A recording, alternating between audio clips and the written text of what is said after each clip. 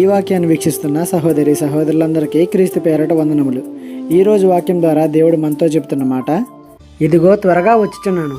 ప్రకటన గ్రంథము 22వ అధ్యాయము 12వ వచనము.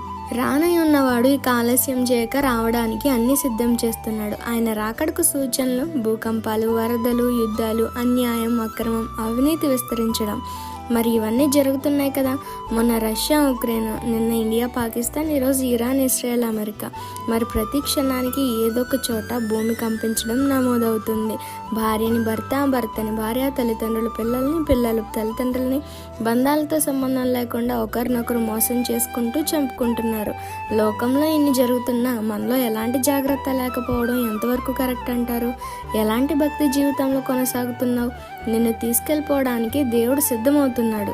మరి ఆయనతో వెళ్ళడానికి నువ్వు సిద్ధంగానే ఉన్నావా? ఒకసారి ఆలోచించు. ఈ చిన్న సువార్త పరిచర్యలో మీ సహోదరులు. God bless you. ఆమేన్.